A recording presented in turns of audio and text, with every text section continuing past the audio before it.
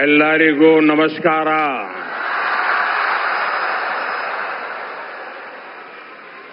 जय श्री कृष्ण. जय श्री कृष्ण. जय श्री कृष्ण. मैं अपनी बात बताना शुरू करूं उसके पहले यहां कुछ बच्चे चित्र बना के ले आए हैं. जरा एसपीजी के लोग और लोकल पुलिस के लोग मदद करें, उसको कलेक्ट कर लें. अगर आपने उसके पीछे अपना एड्रेस लिखा होगा तो मैं जरूर आपको धन्यवाद पत्र भेजूंगा. जिसके पास कुछ न कुछ है दे दीजिए, वो कलेक्ट कर लेंगे और आप फिर शांति से बैठ जाइए.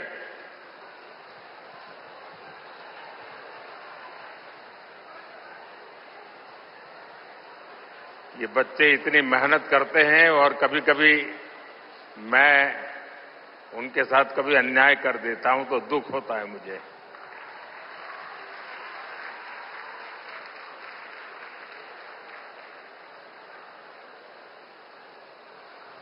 जय श्री कृष्ण. भगवान श्री कृष्ण के दिव्य दर्शनों की संतुष्टि, श्रीमद् भगवद गीता के मंत्रों की ये आध्यात्मिक अनुभूति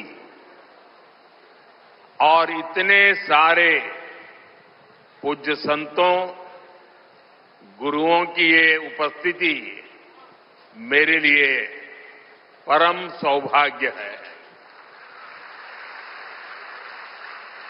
मेरे लिए ये असंख्य पुण्यों को प्राप्त करने जैसा है. और जो मुझे सम्मान दिया गया, मेरे लिए जो भाव प्रकट किए गए, शायद मुझे इतने आशीर्वाद मिले कि मेरे लिए जो कहा जाता है मैं उससे योग्य बनूं और ज्यादा काम करूं और मुझसे जो अपेक्षाएं हैं उसे मैं पूर्ण करूं. भाइयों बहनों, अभी 3 दिन पहले ही मैं गीता की गुरु धरती कुरुक्षेत्र में था. अब आज भगवान श्री कृष्ण के आशीर्वाद और जगत गुरु श्री मध्वाचार्य जी के यश की इस भूमि पर आना मेरे लिए परम संतोष का अवसर है. आज के इस अवसर पर जब 1 लाख लोगों ने एक साथ भगवद गीता के श्लोक पढ़े तो पूरे विश्व के लोगों ने भारत की सहस्त्र वर्षों की दिव्यता का साक्षात दर्शन भी किया है. इस कार्यक्रम में हमें आशीर्वाद देने के लिए पधारे हुए श्री श्री सुगुणेन्द्र तीर्थ स्वामी जी, श्री श्री सुशींद्र तीर्थ स्वामी जी, कर्नाटका के गवर्नर थावरचंद गहलोत जी, केंद्रीय मंत्रिमंडल के मेरे सहयोगीगण, राज्य सरकार के मंत्री, सांसद, विधायक, उडुपी के अष्टमठों के सभी अनुयायी, उपस्थित अन्य संतगण, देवी और सज्जनों, कर्नाटका की इस भूमि पर यहां के स्नेहीजनों के बीच आना मेरे लिए सदा ही एक अलग अनुभूति होती है. और उडुपी की धरती पर आना तो हमेशा अद्भुत होता है.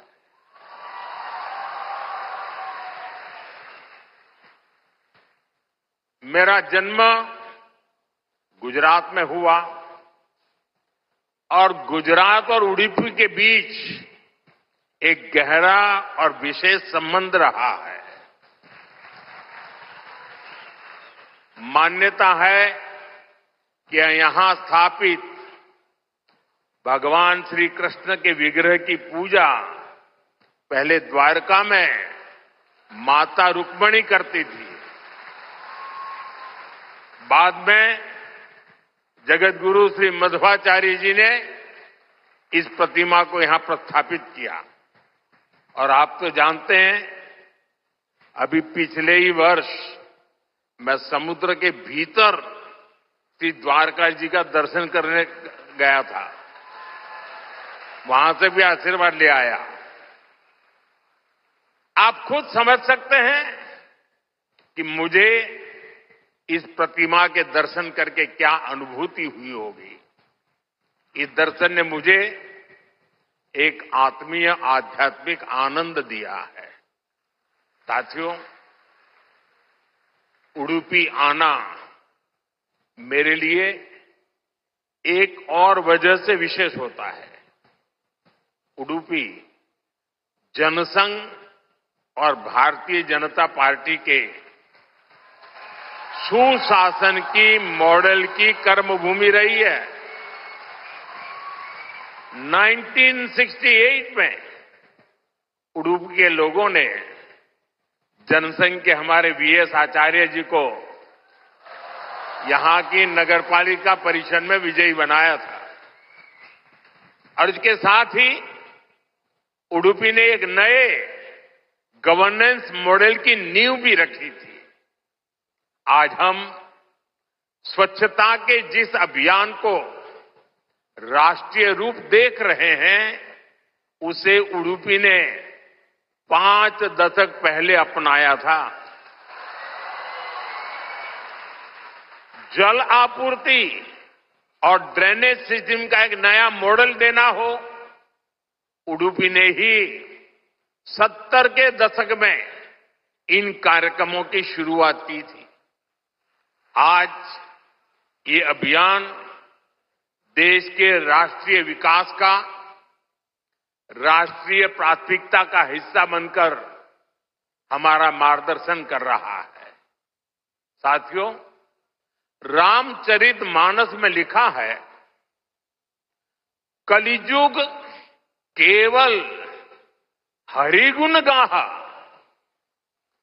गावत नर पावही भवथाहा। अर्थात कलयुग में केवल भगवत नाम और लीला का कीर्तन ही परम साधन है। उसके गायन कीर्तन से भव सागर से मुक्ति हो जाती है।